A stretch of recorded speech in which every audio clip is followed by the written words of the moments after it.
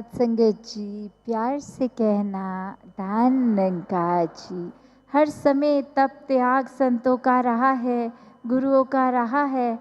कैसे वो अंधकार से प्रकाशमय जीवन के हर किसी ने जब भी अगर ये प्रकाश का हाथ थामा, ये एक सनफ्लावर की तरह जो सूर्य कहीं जिस दिशा पर जाए वहीं मुख करके गुरमुख बने, वो मुबारक बनते गए।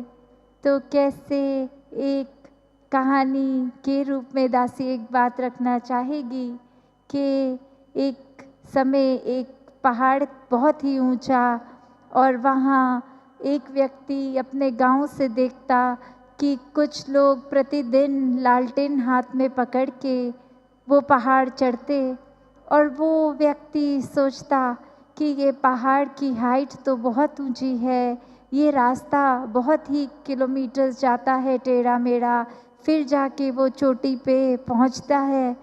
तो जो भी इंसान दिखते हैं जाते हुए, वो तो एक बस लालटेन जिसका रोशनी शायद कुछ ही फीट तक ही दे पाएगा। तो बिल्कुल इतनी सी छोटी हाइट की रोशनी जो जहाँ फॉल करेगी एक हाथ से ज़मीन तक की, तो उससे इतना बड़ा रास्ता कैसे तय किया जाएगा।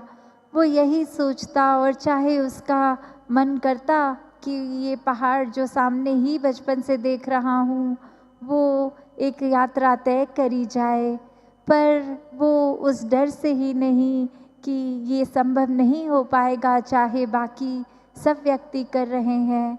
फिर एक दिन उसको एक अपने से भी ज़्यादा वृद्ध और उनके हाथ में एक बहुत ही छोटा लालटेन जो एक नॉर्मल दिखने वाला उससे भी कम रोशनी फेंकता।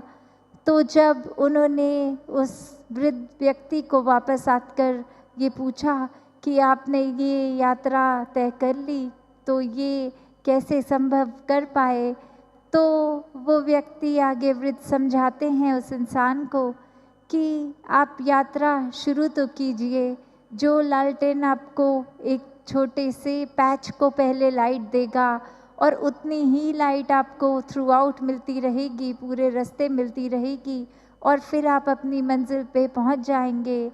कि पहले ही एक ही बारी में तो वो लाइट नहीं इतनी कि पूरा ही एक पहाड़ जगमगाए।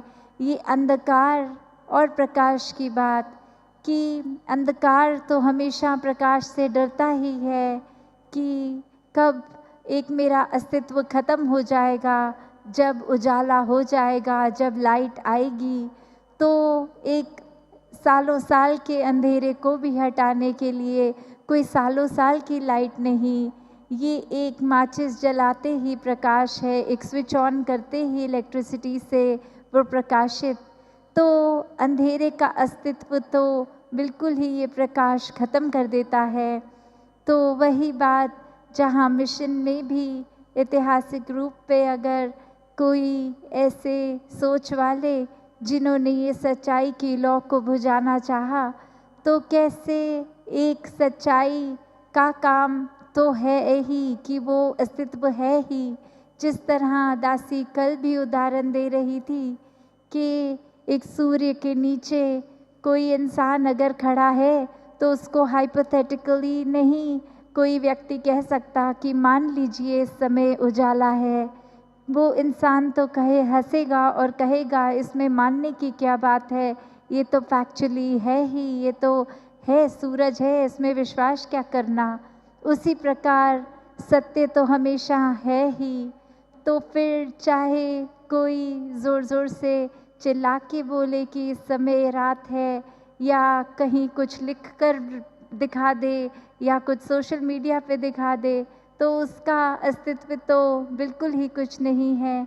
कि किस प्रकार एक सूरज ही रोशनी का प्रमाण है, उस व्यक्ति का सूरज की रोशनी में होना उस रोशनी का प्रमाण है कि वो कैसे वो रोशनी को जी रहा है। उसी तरह आप सब संत अब भी हर समय और ये मिशन से, ये ज्ञान से हर समय जगमगाते हैं। ये जो रूहानी दौर हर एक की जीवन का ये सदैव रहने वाला ब्रह्म ज्ञान के साथ इसकी यात्रा शुरू होना, तो ऐसे ही ये इंसानियत और रूहानियत की बात हर समय की रूहानियत होकर इंसानियत अपने आप जीती जाती है। फिर एक वो स्वाभाविक बन जाता है, उसको फोर्सफुली नहीं कुछ समझाना पड़ता किसी को, सब अपने आप ही एक उस मार्ग पे स्वयं ही अपना एक मुख उज्ज्वला करके चलते जाते हैं। क्योंकि एक ये बात भी कि जैसे इस कहानी जो दासी ने थोड़ी देर पहले सुनाई, कैसे वो इंसान अगर लालटेन ना लेके जाता, अंधेरे में जाता, तो किसी की भी यात्रा संभव होनी नहीं थी, चाहे वो रात को अगर वो तय कर रहे होते।